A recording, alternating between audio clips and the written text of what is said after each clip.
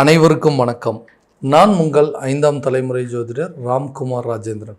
நாம் இன்னைக்கு பார்க்க போகிற தலைப்பு சிம்ம ராசி அன்பர்களுக்கு உங்களுடைய ராசிக்கு 7ஆம் இடம் மற்றும் உங்களுடைய ஜென்மஸ்தானமான உங்களுடைய ராசிக்கு நடக்கவிருக்கும் இந்த ராகு கேது பயிற்சி. இதுவரைக்கும் உங்களுடைய ராசிக்கு 8ஆம் இடத்திலிருந்து வந்த ராகு பகவான் அந்த இடத்திலிருந்து பயிற்சி அடைஞ்சு கும்ப ராசிக்கு, அதாவது உங்களுடைய ராசிக்கு 7ஆம் இடத்திற்கு பயிற்சி அடைகிறாருங்க. அதே நேரத்தில் உங்களுடைய ராசிக்கு 2ஆம் இடமான கன்னி ராசியிலிருந்து வந்த கேது பகவான் உங்களுடைய ராசிக்கு பயிற்சி அடைகிறார், அதாவது ஜென்மஸ்தானத்திற்கு கேது பகவான் பயிற்சி அடைகிறாருங்க. ஸோ இந்த நிகழ்வு மே மாதம் 18ஆம் தேதி நடைபெறவிருக்குங்க. ஸோ இந்த ராகு கேது என்று சொல்லக்கூடிய கிரகங்கள் நிழல் கிரகங்கள், அதாவது தான் பின்னோக்கி செல்லக்கூடிய ஒரு கிரகங்கள் அப்படின்னே சொல்லாங்க. ஒரு இடத்துலேருந்து இன்னொரு இடத்துக்கு பயிற்சி அடையக்கூடிய காலகட்டங்கள் அப்படின்னு பார்த்தீங்கன்னா மினிமம் 1.5 வருஷத்துக்கு ஒரு டைம். ஸோ இது ரெண்டும் இருக்கக்கூடிய இடங்கள் அப்படிங்கிறது பகை வீடாக இருந்தாலும் இது ஒரு சுப பலன்களை கொடுக்கக்கூடிய ஒரு யோக பலனை கொடுக்கக்கூடிய பயிற்சி தாங்க. ஸோ இந்த காலகட்டங்கள், அதாவது இந்த 7ஆம் இடம் என்று சொல்லக்கூடிய கலஸ்தரஸ்தானமும் அதே நேரத்தில் 1ஆம் இடம் என்று சொல்லக்கூடிய ஜென்மஸ்தானத்திற்கு பயிற்சி அடையக்கூடிய காலகட்டங்கள். ராகு பகவான் யோகக்காரகன் என்று அழைக்கக்கூடியவர், அதாவது ஆரம்பத்தில் கொடுத்து அப்புறமா தான் கெடுப்பாருங்க. அதே நேரத்தில் இந்த கேது பகவான் ஞானக்காரகன் என்று அழைக்கக்கூடியவர், ஆரம்பத்தில் கெடுத்து அப்புறமா தான் கொடுப்பார். ஸோ இந்த 2 கிரகங்களுடைய பெயர்ச்சிகள் சிம்ம ராசி அன்பர்களுக்கு எந்த விதமான அற்புதங்கள் மற்றும் சிறப்பு பலன்களை கொடுக்க போகுது அப்படிங்கிறத தெளிவாகவும் விவரமாகவும் இந்த காணொலியில் பார்க்கலாங்க. நம்ம சேனலில் ஃபஸ்ட் டைம் பார்க்குறவங்க அந்த சப்ஸ்கிரைப் பண்ணிக்கோங்க, பெல் பட்டன் கிளிக் பண்ணி ஆல் ஆப்ஷன் கொடுத்துக்கோங்க.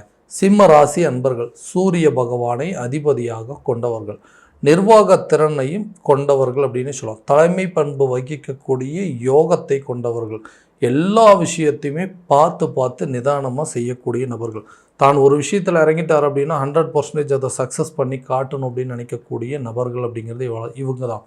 இளம் வயதிலிருந்தே எல்லா கஷ்ட நஷ்டங்களையும் பார்த்து வளர்ந்தவங்க, யாருடைய தயவையும் எதிர்பார்க்காத நபர்கள் அப்படின்னே சொல்லலாங்க. ஸோ தனக்கு ஒரு உதவி அப்படின்னா அவ்வளோ சீக்கிரம் யார்கிட்டையுமே கேட்க மாட்டாங்க. ஆனால் மற்றவங்களுக்கு ஏதாவது உதவி தேவைப்படுதா முதல்ல நிற்பாங்க. ஸோ எல்லா விஷயத்தையுமே மற்றவங்களுக்காக பார்த்து செஞ்சோம். தனக்குன்னு ஒரு பிரச்சனை வரும்போது எந்த ஒரு தயவும் எந்த ஒரு சப்போர்ட்டுமே இல்லை அப்படின்னு என்றைக்குமே உங்களோட வாழ்க்கையில் நினச்சதே இல்லை. ஏன்னா எல்லாத்துக்கும் வழிகாட்டியாக இருந்து தான் பழக்கங்க. ஸோ இந்த மாதிரி ராசிக்காரர்களுக்கு கடந்த சில காலகட்டங்களில் பார்த்திங்கன்னா வாழ்க்கையில் எந்தெந்த விஷயத்தில் ஏமாறக்கூடாதோ அவ்வளோ விஷயத்தில் ஏமாந்தாச்சுங்க. தன்னுடைய பண விஷயமாக இருக்கட்டுங்க, தன்னுடைய உறவு முறைகளாக இருக்கட்டும், கூட பிறந்த சகோதரன் சகோதரியோ, பெத்த தாய் தகப்பனோ, பெத்த பிள்ளைகளாலேயோ, தன்னை சுற்றி இருக்கக்கூடிய நண்பர்களாலேயோ நிறைய ஏமாற்றங்கள் மற்றும் வழிகளை மட்டுமே சந்தித்த நபர்கள் அப்படின்னா அந்த சிம்மராசிக்காரர்கள் தான். ஏங்க எனக்கு மட்டும் இப்படியா இருந்தது? ஏன்னா தைரியசாலி, எல்லா விஷயத்தையுமே தைரியமாக ஃபேஸ் பண்ணக்கூடிய நபர்கள். அப்படியேற்பட்ட நபர்களுக்காக இவ்வளோ சோதனை, எல்லா விஷயத்துலேயும் அடிங்க எடுத்து வைக்கக்கூடிய ஒவ்வொரு முயற்சியிலும் தேவையில்லாத தடைகள் அப்படிங்கிறது வந்துகிட்டே இருக்குங்க. ஒரு தொழில் அப்படின்னு ஒன்று ஆரம்பித்தோம் அப்படின்னா அந்த தொழிலில் தேவையில்லாத தடைகள், இது வரைக்கும் நான் வாங்கின பேரு புகழ் மரியாதை கௌரவம் அந்தஸ்து இதெல்லாமே என்னை விட்டு போயிருச்சுங்க. ஒரு காலத்தில் எப்படி இருந்தார், ஆனால் இன்றைக்கி பாருங்கள் அவர் எப்படி இருக்கிறார் அப்படின்னு சொல்கிற மாதிரி.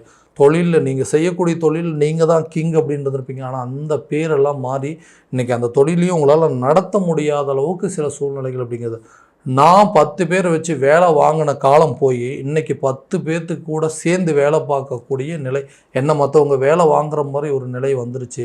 இந்த நிலைக்கு மாற்றங்கள் அப்படிங்கிறது இருக்கவே இருக்காதா? என்னோடய வாழ்க்கையில் அடுத்த நிலைக்கு போகவே முடியாதா?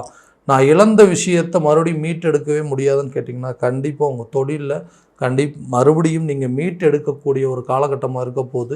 எந்தெந்த விதத்தில் தடைகள் இருந்தோ அந்த தடைகளை உடைத்தெறியக்கூடிய ஒரு காலகட்டங்கள் அப்படிங்கிறது. தொழில் ரீதியாக இதுவரை இருந்து வந்த தடைகள், இந்த 7ஆம் இடம்னு சொல்லக்கூடிய கலஸ்தரஸ்தானம், அதாவது மனைவி, தொழில், கூட்டாளிகள், நட்பு, எந்த பார்ட்னர்ஸ் எல்லாம் உங்களை ஏமாத்தினாங்களோ, யாரெல்லாம் உங்கள் கூட இருந்து உங்களுக்கு குளிபறிச்சாங்களோ அவங்களெல்லாம் விலைக்கு உங்களுக்கு நீங்களே கிங்கு, உங்களுடைய தொழிலில் நீங்கள் தான் ராஜா அப்படிங்கிற மாதிரி அந்த பிஸ்னஸை மறுபடியும் நீங்களே தனியாக ரீஸ்டார்ட் பண்ணி, இது வரைக்கும் உங்களுடைய ராசிக்கு எந்த ஒரு கூட்டு தொழில் அப்படிங்கிறது அவ்வளோ சீக்கிரம் செட் ஆகாதுங்க. ஏன்னா எல்லா விதத்துலேயும் நிர்வாக திறமை எல்லா விஷயமும் உங்களுக்கு மட்டும்தான் இருக்குது. அப்போ நீங்கள் தான் அதை வழி நடத்துகிற மாதிரி ஒரு சூழ்நிலைகள் இருக்குது.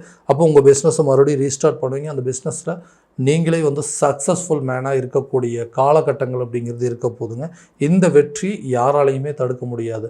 கண்டிப்பாக அந்த தொழிலை நடத்துவதற்கான வாய்ப்புகள் அப்படிங்கிறது எந்தெந்த பார்ட்னர்ஸ் எல்லாம் பிரச்சனை இருந்தாலும் அந்த பார்ட்னர்ஸ் எல்லாத்தையும் விலக்கி விட்டு புது பார்ட்னர்ஸை சேர்க்கறதுக்கான வாய்ப்புகள் அப்படிங்கிறது இருக்கும். இல்லை பார்ட்னர்ஷிப்பே வேண்டாம், நான் சொந்தமாகவே பண்ணிக்கிறேன் அப்படிங்கிற அளவுக்கு சில சூழ்நிலைகள் உருவாகும்.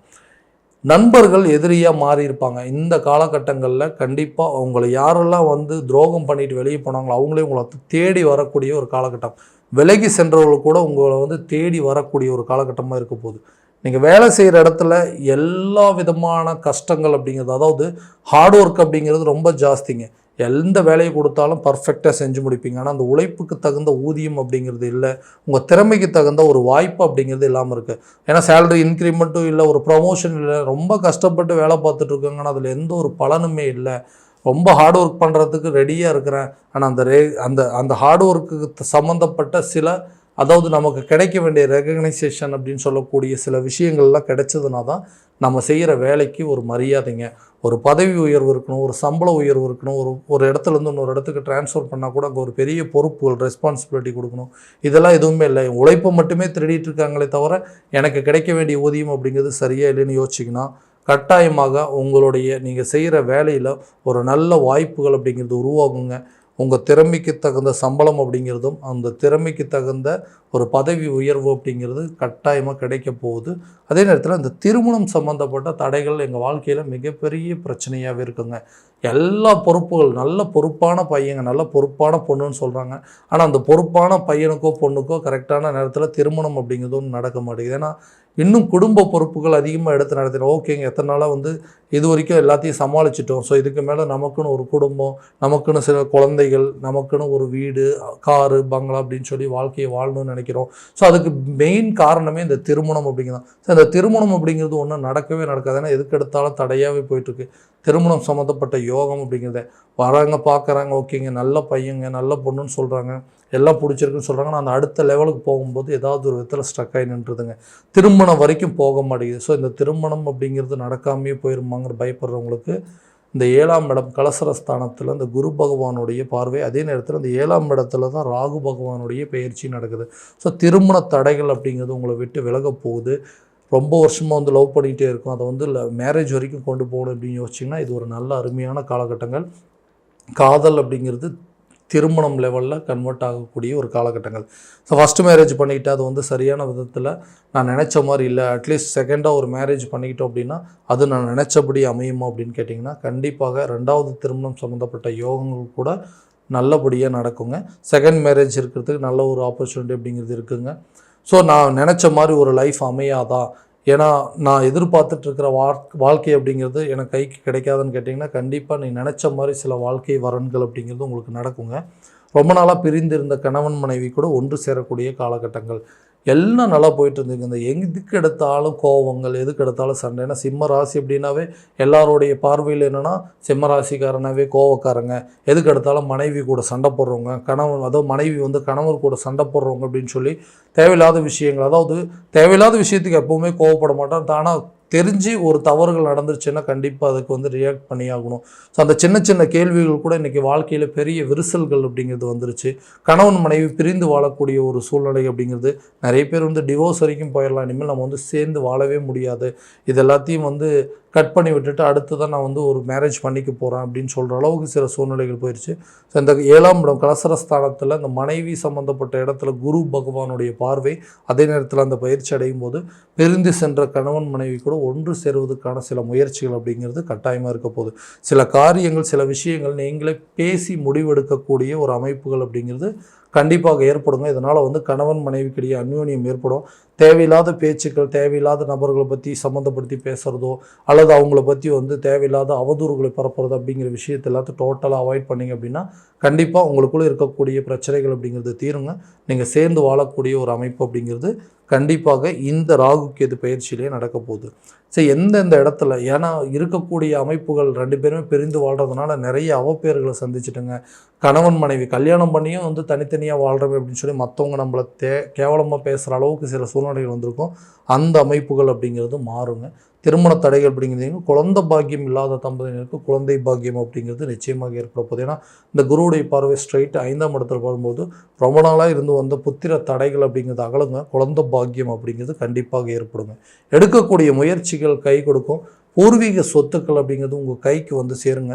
ரொம்ப நாளாக ஒரு இடத்த வந்து வாங்க முடியல அப்படின்னு முயற்சி பண்ணுறீங்களா, இல்லை ரொம்ப நாளாக ஒரு இடத்த விற்க முடியல, இல்லை பூர்வீக சொத்துக்களில் சில வில்லங்கங்கள் இருக்குது அப்படின்னா கூட வம்பு வழக்கு கோர்ட்டு கேஸு பிரச்சனைகள்லாம் உங்களுக்கு சாதகமாக ஏற்படக்கூடிய ஒரு அமைப்பாக இருக்க போது ஒரு இடத்த விற்கிறதுக்கும் ஒரு இடத்த வாங்குறதுக்கு எடுக்கிற முயற்சி நல்லபடியாக பலன் அளிக்கும். வாடகை வீட்டில் இருந்தவங்க கூட சொந்த வீடு கட்டி அந்த சொந்த வீட்டுக்கு குடிபெயர்வதற்கான வாய்ப்புகள் அப்படிங்கிறதும், புதுசாக வண்டி வாகனங்கள் வாங்குவதற்கான சில முயற்சிகள் அப்படிங்கிறது கண்டிப்பாக இருக்க போதுங்க. இது வரைக்கும் இருந்து வந்த தன தடைகள், இந்த கடன் ரீதியாக இருந்த பிரச்சனைகள் அப்படிங்கிறதெல்லாம் உங்களை விட்டு விலக போகுது. கடனில் ஒரு பகுதியை அடைப்பதற்கான சில சூழ்நிலைகள் அப்படிங்கிறது கட்டாயமாக ஏற்பட போகுது. ஸோ இது வரைக்கும் குடும்ப ரீதியாக இருந்து வந்த பிரச்சனைகள் அப்படிங்கிறது தீருங்க. தனம் சம்மந்தப்பட்ட தடைகள், கொடுத்த வாக்குறுதியை காப்பாற்றுறதுக்காக இது வரைக்கும் நிறைய போராட்டங்களை சந்திச்சிருப்பீங்க. அந்த வாக்குறுதியை காப்பாற்றி இது வரைக்கும் உங்கள் மேலே இருந்த கெட்ட அபிப்பிராயத்தை போக்கி கொள்ளக்கூடிய ஒரு காலகட்டமாக இருக்க போதுங்க. அதே நேரத்தில் கல்வியில் இருந்து வந்த தடைகள், குழந்தைங்களோட கல்வியாக இருக்கட்டும், தன்னுடைய கல்வியாக இருக்கட்டுங்க, இந்த மாதிரி கல்வி சம்மந்தப்பட்ட சில பாதிப்புகள், கல்வியில் இதுவரை இருந்து வந்த குழப்பங்கள் அப்படிங்கிறதெல்லாம் நீங்கி கல்வி சம்மந்தப்பட்ட நல்ல அனுகூலங்கள் அப்படிங்கிறது இருக்க போது குழந்தைகளுடைய கல்வியை கண்டு நீங்களே வியக்கக்கூடிய ஒரு காலகட்டமாக இருக்க போகுது. ஆரோக்கியத்தில் இதுவரை இருந்து வந்த பிரச்சனைகள் அப்படிங்கிறது கண்டிப்பாக உங்களை விட்டு விலக போகுது. ஏன்னா 8ஆம் இடத்துல இது வரைக்கும் ராகு சஞ்சாரம் பண்ணிட்டு இருந்ததுனால ஆரோக்கியத்தில் நிறைய கெடுதல்கள் கொடுத்துருப்பாருங்க. ஸோ இந்த காலகட்டங்களில் அந்த ஆரோக்கியம் சம்மந்தப்பட்ட பாதிப்புகள் குறையுங்க. அந்த ஆரோக்கியத்தை முழுமையாக நிவர்த்தி பண்ணுறதுக்கு சில அறுவை சிகிச்சைகளோ இல்லை ஆப்ரேஷன் பண்ணுற மாதிரியோ சில மருத்துவ மாற்றங்களை செய்து கொள்வதற்கான வாய்ப்புகள் அப்படிங்கிறது இருக்கும். இது வரைக்கும் ஒரு ட்ரீட்மெண்ட் பார்த்துருப்பீங்க, அதில் திருப்தியாக இல்லை, புதுசாக சில ட்ரீட்மெண்ட் மாற்றுறதுக்கான வாய்ப்புகள் அப்படிங்கிறது இருக்கும். இந்த மாற்றங்கள் உங்களுடைய ஆரோக்கியத்தில் நல்ல முன்னேற்றம் அப்படிங்கிறது கொடுக்குங்க. ஸோ இது வரைக்கும் நம்ம பார்த்ததெல்லாம் கோச்சார ரீதியான பலன்கள் மட்டும்தாங்க. எந்த பலன்கள் அனைத்தும் உங்களுக்கு நடக்கும் அப்படின்னா உங்களுடைய சுய ஜாதகத்தை முழுமையாக தெரிஞ்சுக்கிட்டு அதற்குண்டானபடி ஒவ்வொரு முயற்சிகள் எடுத்திங்கன்னா கண்டிப்பாக நல்ல விதமான வெற்றி பலன்கள் அப்படிங்கிறது உங்களுக்கு கிடைக்குங்க. உங்களுடைய ஜாதகத்தை எங்கிட்ட பார்க்கணும் அப்படின்னு விருப்பப்பட்டீங்கன்னா கீழே தெரிகிற நம்பருக்கு கான்டாக்ட் பண்ணி அப்பாயின்மெண்ட் ஃபிக்ஸ் பண்ணிக்கோங்க. அப்படி இல்லையா உங்களோட ஜாதகத்தை வாட்ஸ்அப் மூலமாக அனுப்பிச்சி வச்சிங்க அப்படின்னா தெளிவான முறையில் கிடைச்சி துல்லியமான பலன்கள் அப்படிங்கிறது உங்களுக்கு தெரியப்படுத்தப்படுங்க. மீண்டும் அடுத்த காணொளியில் உங்களை சந்திக்கும் வரை உங்களிடமிருந்து விடைபெறுவது உங்கள் ராம்குமார் ராஜேந்திரன். நன்றி.